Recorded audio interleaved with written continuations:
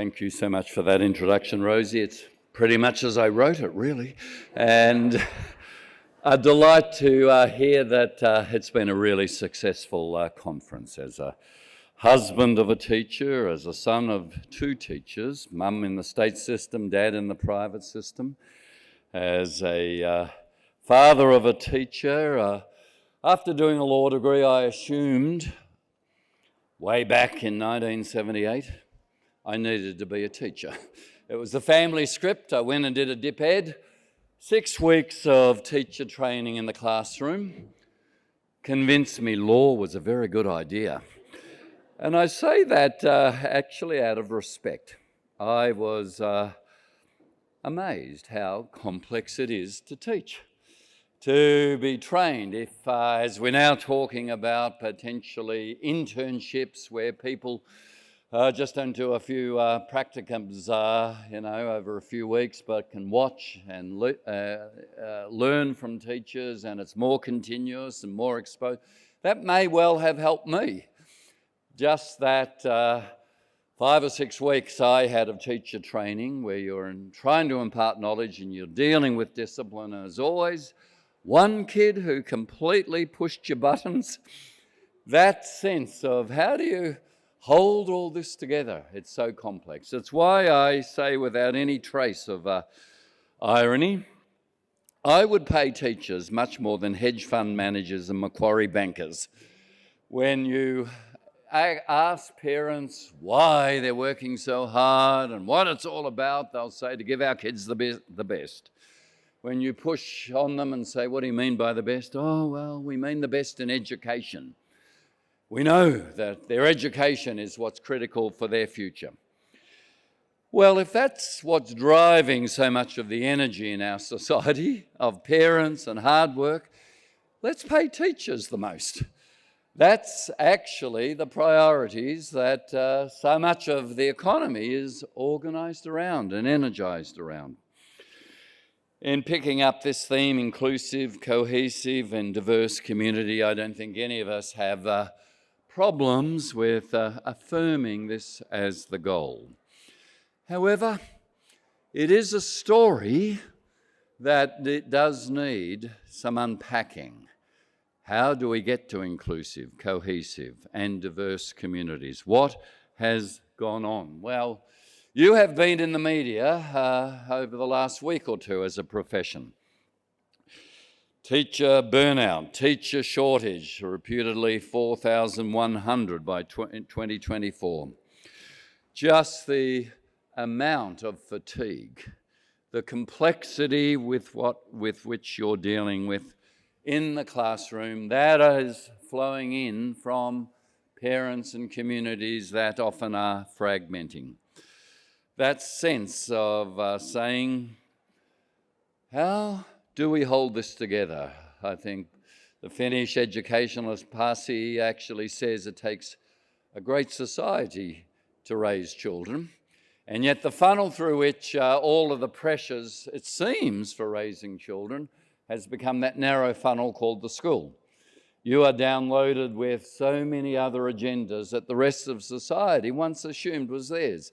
Bullying and resilience and dealing with mental health and sex education and drugs, and the list goes on, because there has been fragmentation in society, and that picking up of the responsibility has actually flown to you.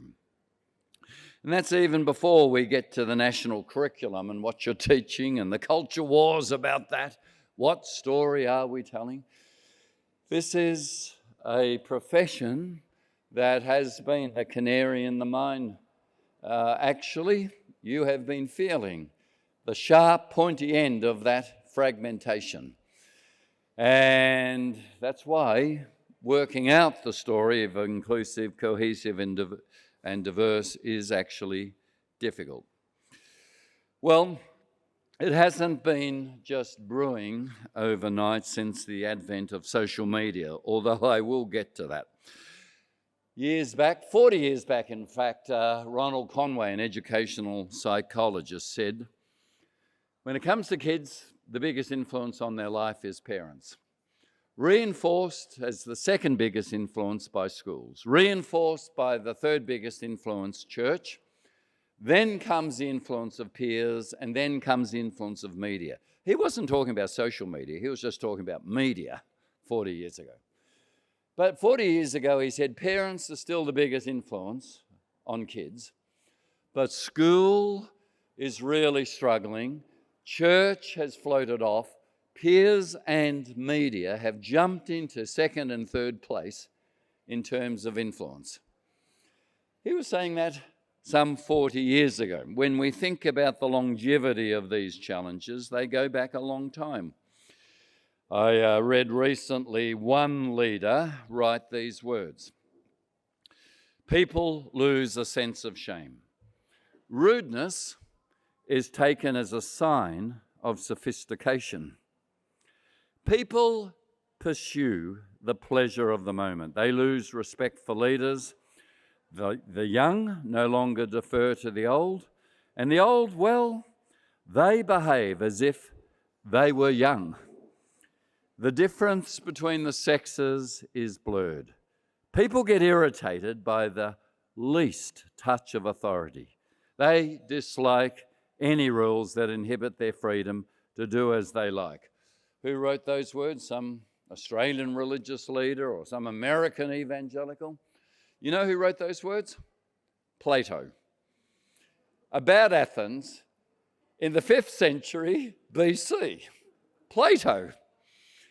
So we do need to keep some perspective that these challenges are always before us. However, has it become more difficult even since Plato? Even since Ronald Conway 40 years ago? I would say absolutely yes. That the pressure on you is because of a fragmentation going on in society.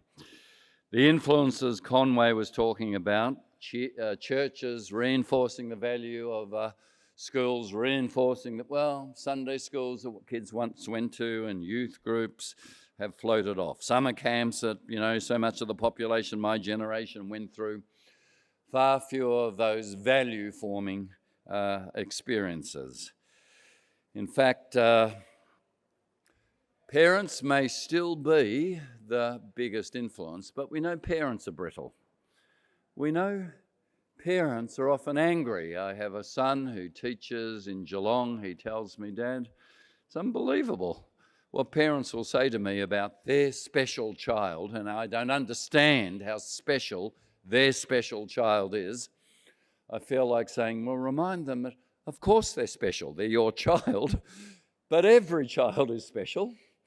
And then outpours a torrent of abuse that you haven't met the needs and you haven't marked the right way or assessed. And he said, I've got, 25 kids.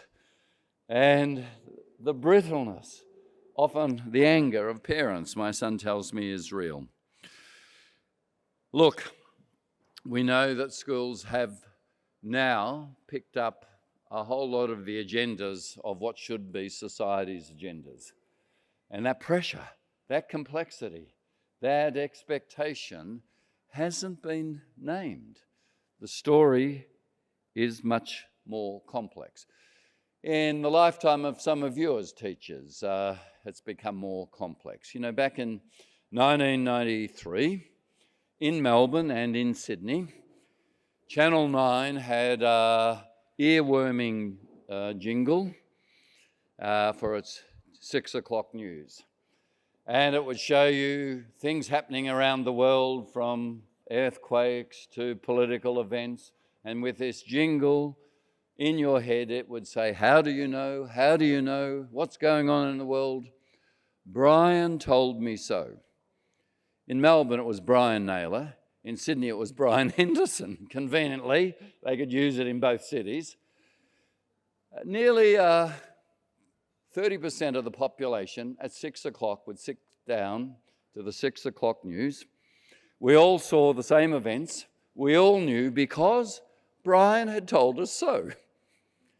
It's incredible to think about how on the one page, how common the story was, compared to sources of media and algorithms today. Just the fragmentation of where you get your news and who you trust and how we can assume a common platform is extraordinarily rapid in the history of many of you who are teachers. Well, let me take you to some research. It's called the AGZ report, a report by ANU, Deakin and Monash. It's into Australia's generational Z. It's focused in 3 states on years 9 to 10-year-old, nationally representative survey, in-depth follow-up interviews, but it's particularly around religion, sexuality and diversity. On religion, it found 37% have a belief in God, 30% have a belief in a higher being, 24% have no belief in God or a higher being, 9% don't know. Well, a quarter of Australia's teenagers have no belief in any transcendent being. The rest accept some kind of belief, but the beliefs are quite fragmented. When we look at the figures of what they believe in, we'll discover that 50% believe in karma, another, I'm just trying to find my figures, 40% believe in ghosts, 30% believe in UFOs, 38% believe in astrology. There's a whole lot of beliefs that they still have. When people tick the no religion box, it's now at nearly 40% in the last census, no religion doesn't mean no beliefs. You actually see that kids have, in this study, lots and lots of different religious beliefs. Now that's not surprising. We've moved from the Judeo-Christian paradigm to much greater diversity of belief. For the first time, Australia is a majority-minority society. We are first in the world in terms of the number of people, over 50%, who are either born outside Australia or have a parent born outside Australia. Far higher than anywhere else in the world. And with 1 million Chinese and 1 million Indians and 500,000 Arabs, mainly of Muslim background, we know that this is dramatic and quite a change. At one level, and we'd be foolish to undermine this, the whole project of multiculturalism is still a great experiment. Throughout history, unity amongst people has been found around their gods, or it has been found around family and kinship, people who look like me and sound like me, or it has been found around a common enemy. That's how humans have traditionally worked out unity and how they can be sort of inclusive of others because they have the same enemy, the same gods, or they sound like me. Well, the teenagers you are teaching are seeking to negotiate a very different society, a multicultural society, on a very different basis of unity, tolerance and inclusion, but why? It hasn't historically been something that humans have ever organised around. This is quite remarkable, and it's stressful. It is difficult. We know multiculturalism had a rocky start. John Howard, for many years, wouldn't use the M word. Pauline Hanson talked about Asian invasions. We've had great suspicion of Muslims here because of the Taliban, ISIS, Al-Qaeda.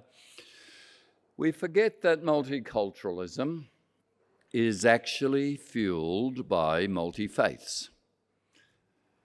We love Vietnamese food, or most of us, but we don't want to know about the Buddhist beliefs of the Vietnamese restaurateur. Or Turkish food, but don't tell me about why you believe in Allah. Same with vegan or vegetarian restaurants and Buddhist beliefs. Multiculturalism, if it's to be successful, will require us actually having a greater understanding of beliefs. We won't sustain it without our respect for the beliefs and the cultures that fuel it. I actually think, without downloading another agenda, we will need to see how state schools taking general religious education a bit more seriously. At the moment, teachers aren't trained for it. They fear getting it wrong, totally right, but a multicultural, successful society will require some religious literacy, because this is the great experiment. We need to build a basis of unity that has some depth and perspective and understanding if there is to be tolerance for others in our schools. Well, that's a very big agenda when teenagers in this AGZ study, most do not, 52% have no religious identity. How are they going to deal with the Afghan kids in the school whose identity is religious and Muslim? How are they going to respect that? At least in this survey, we find that 91% of Gen Z teenagers think that having people of many different faiths makes Australia a better place to live. 74% have a positive attitude to Islam, Buddhism, Hinduism. At least there is openness to it, but there is very little religious literacy about what that actually means. But multiculturalism is here. We are leading the world, the most multicultural nation in the world. 50% of Australian teenagers actually in this study also think that people with strong religious beliefs are intolerant. So they might be right, but 86% of these teenagers support secondary students' right to learn about LGBTQI people as part of their schooling. 83% of these Gen Z teenagers support marriage equality. 72% say school is the right place to discuss sexuality. But here's the rub. There'll be parents from a whole lot of those different religious, multi-faith backgrounds who don't, who are threatened by that, who say, how can a school get between me and what the values are that I as a parent teach? Quite an explosive thing when a parent thinks that their child is hearing things that are for them to teach.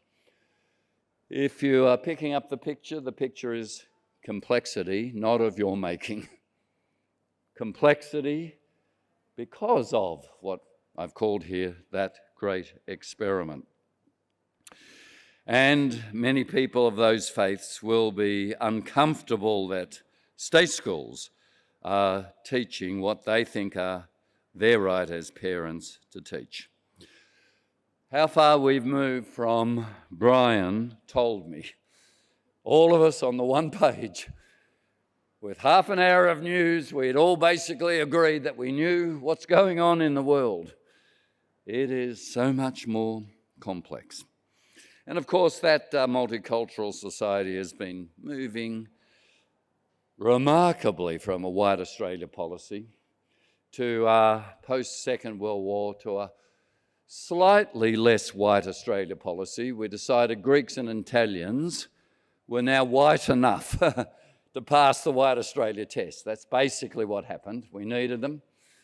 To now brown and black. It doesn't actually matter what your colour is. Starting with Malcolm Fraser, really, in his decision to take in Vietnamese boat people, which shocked everybody. And so it has marched on. But behind those skin colours, language groups are faith positions. So, absolutely a story of greater tolerance, greater educational equality, greater inclusion, but we do have to think about the story that grounds it. Sometimes in state schools, which are to be secular, there is a misunderstanding of the meaning of secular. When education became free and secular in the 1870s in Victoria, secular did not mean no place for religion. Secular meant non-sectarian. Until then, Catholic schools would recruit for their kind on a confessional basis, Anglican schools, Presbyterian schools. We didn't want a sectarianism of being the basis of admission. Secular was to say we're not having that. It's universal, it's free.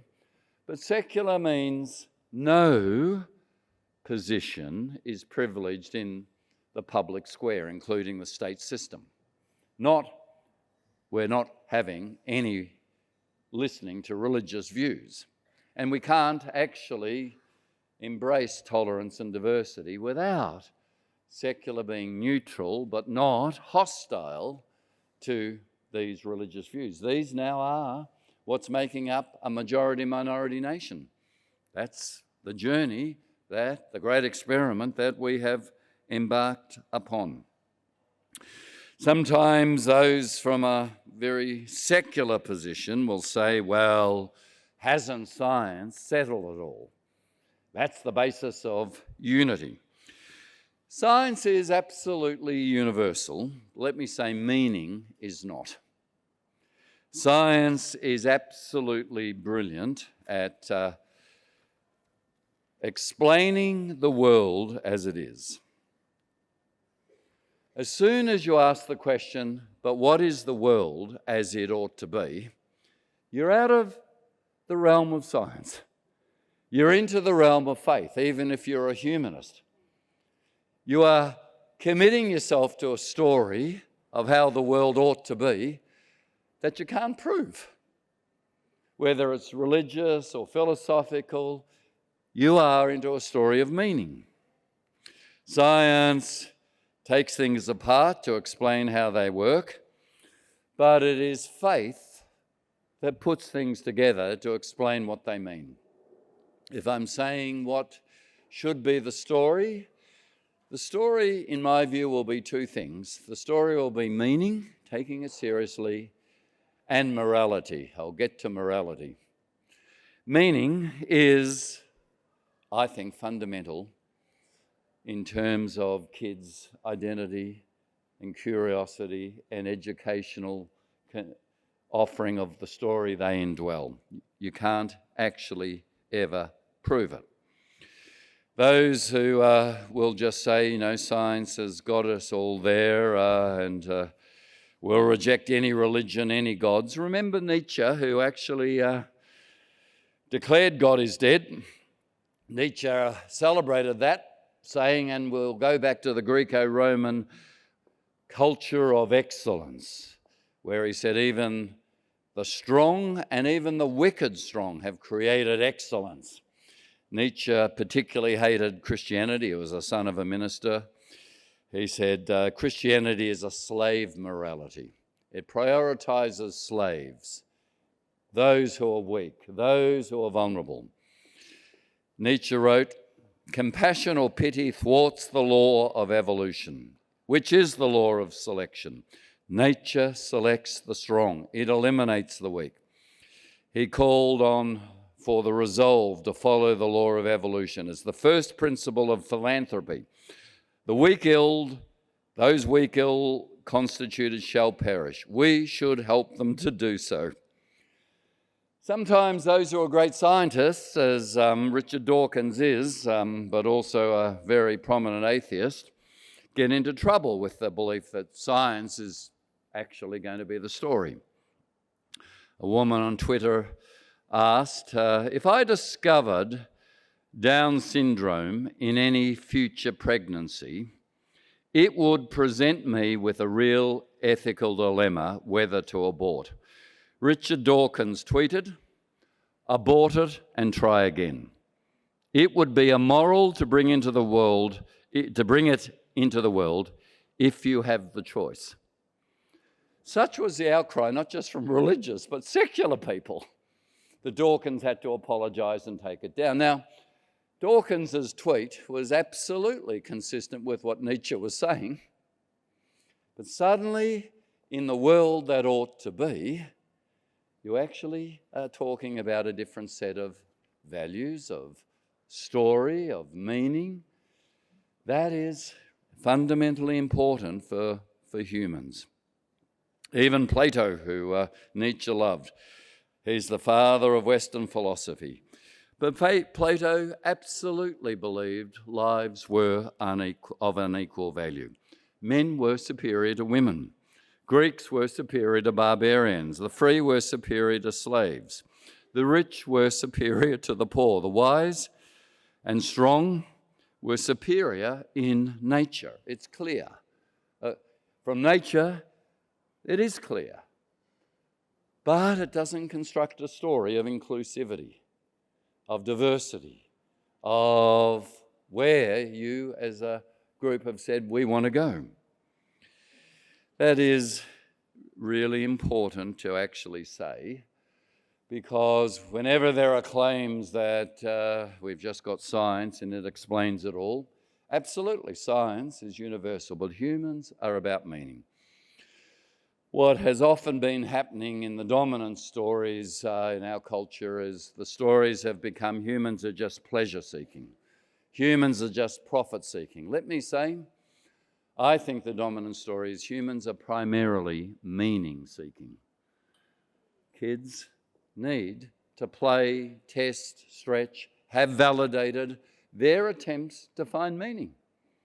This is profoundly important for who they will be, because meaning is what it is all about.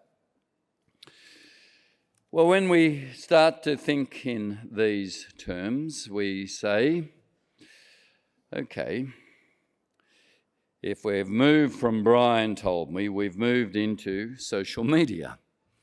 We've moved into the algorithms that actually are shaping our kids, and this might be profoundly different to both Plato and Brian, even though there's and Ronald Conway.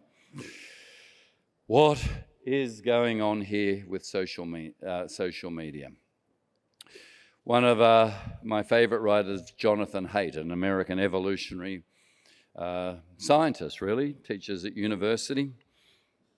Personally, an atheist, but very, very sympathetic to meaning and religion. Haidt wrote an essay recently about how America has become so stupid in the last 10 years. In The Atlantic, it's worth reading.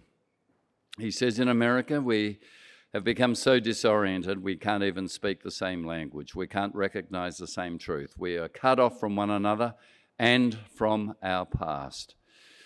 And he basically goes to our reliance on tech and social media to say something has gone terribly wrong that explains the structural stupidity. He says it's wounding our children.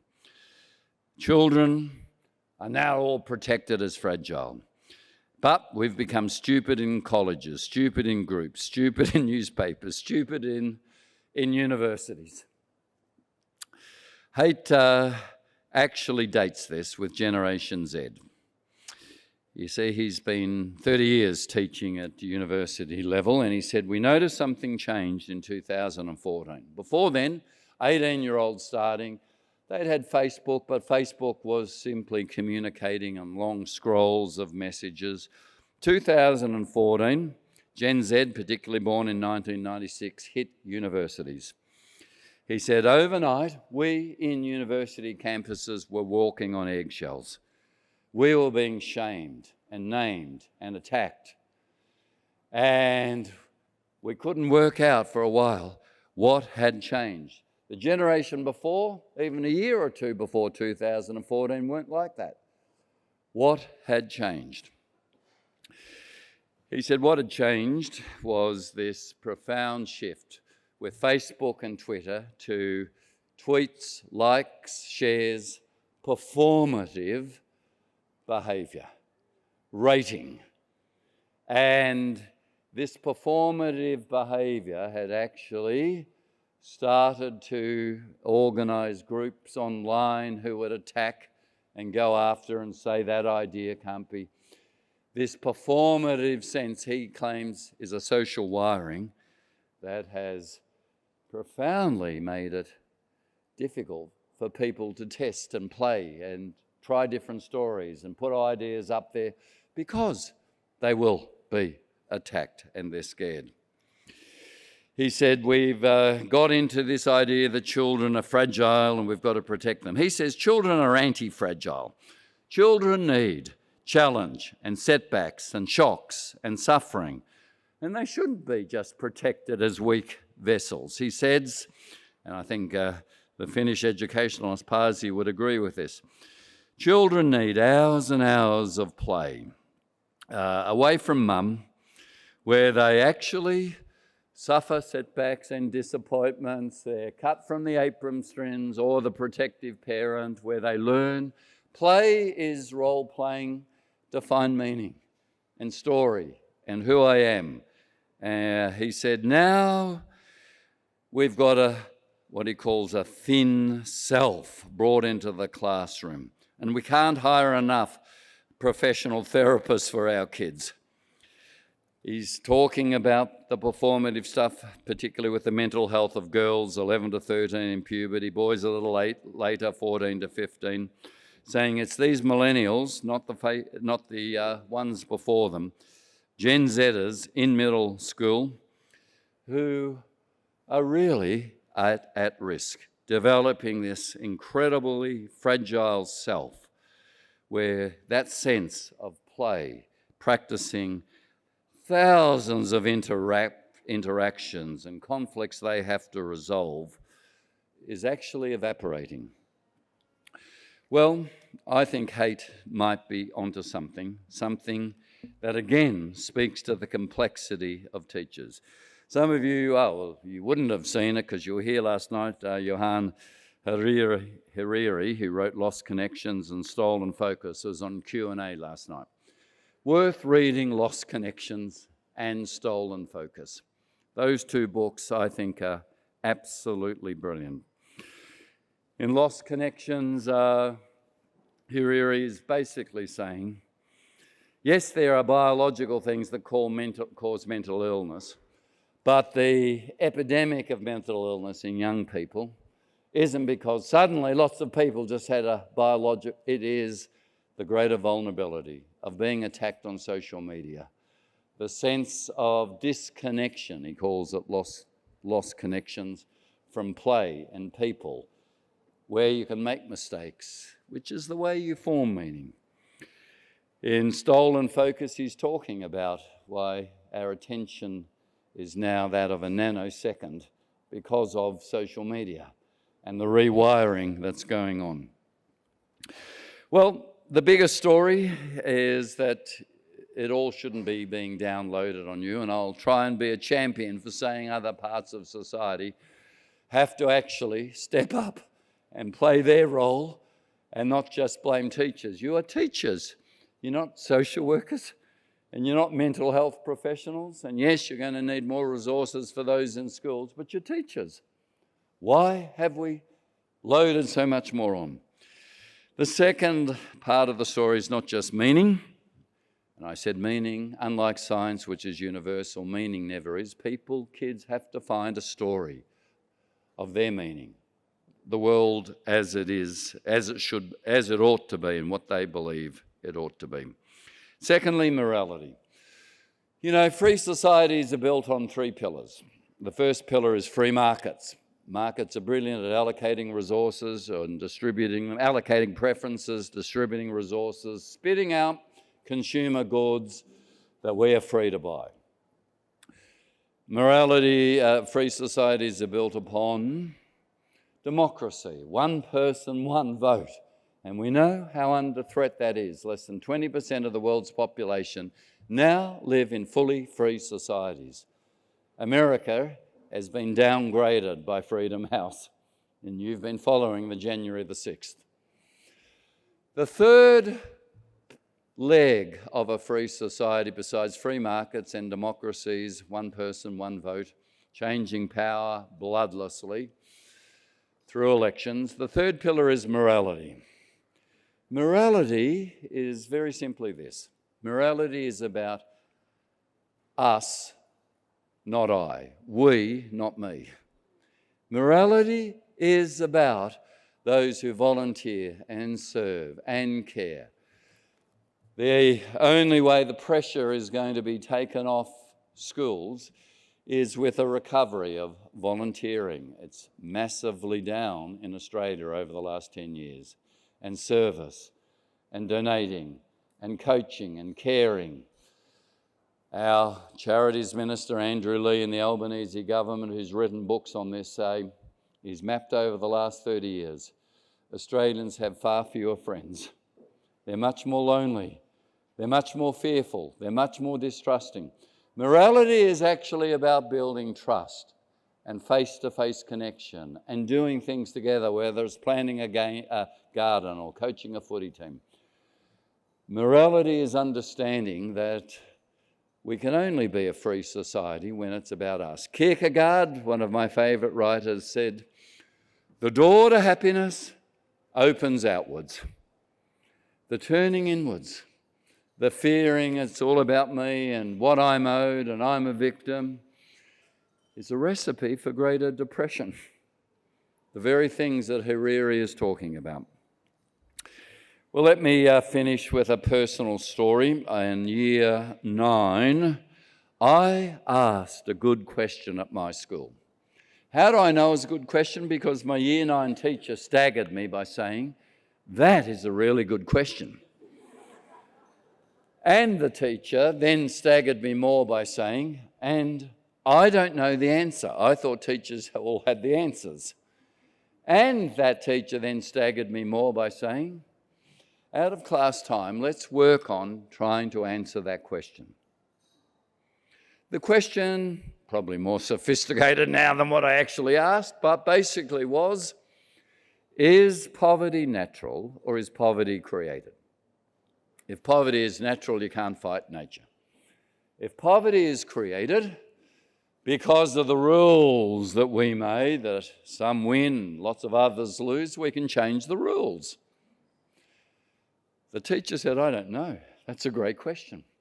Out of class, we did some reading, some articles, some discussing. That teacher set me up for life. Why did I do law? I thought law was about justice. I discovered actually it's about making money, but I did law because I was passionate about justice. Why did I do theology and set up Urban Seed with homeless drug affected in Melbourne City Centre and then World Vision for 13 years? Why have I done anything I've done? Because of that year 9 teacher. My passion has always been justice. Kierkegaard said, "Every human has a burning question. Your bliss is staying close to your question." My question was always about justice. My bliss has been actually staying close to that question. It started with a year 9 teacher, with all the measurement that goes on and, the inequality that had always been in school. We know at presentation nights when the prizes are handed out, it's basically the same kids that win the prizes every year level, isn't it? There are things that will be very hard to challenge, but Neil Postman put it beautifully. He said, "The thin story of education is getting a great grade, ATAR it's called in Victoria, in year 12, whatever it is here, to get into university, to get a great degree, to after university get a great job and have more money. That's called the profit maximising motive." That's a thin story, Neil Postman said. A thick story of education is awakening curiosity in kids for lifelong learning. Delighting in lifelong learning. That's what a year 9 teacher did for me. And I am so grateful. If I think about the world as a ladder, in year 12, my mother took me aside and she said, "Your father and I want you to go to university. You've got to study hard." And I got the message. I studied hard and I got into law. And I thought, right, I've climbed the first rung of the ladder. My parents were so thrilled I'd got into law, they took the whole family out to celebrate at a Chinese restaurant. And after toast, my mother took me aside. She said, "We're so thrilled you got into law. Fancy doing that." She said, "Now, Tim, you really have to study hard." And I said, "Why?" She said, "Well, not everyone who gets a law degree gets a job at the end, gets articles, only the best." I thought, here's the next rung on the ladder. I've got to study hard, okay. had a great time at university, ended up getting articles after doing a dip ed in between. Well, when I got articles, my parents were so thrilled they took the whole family out to celebrate at the same Chinese restaurant. By then I had a younger brother doing law. You wouldn't have ever heard of him. And after the celebrations, my mother took me aside. So proud of you. You've got articles. Well done. She said, now, Tim, you really have to work hard. And when I said, why? Oh, well, not everyone who gets articles gets kept on. I thought, here's the next rung on the ladder.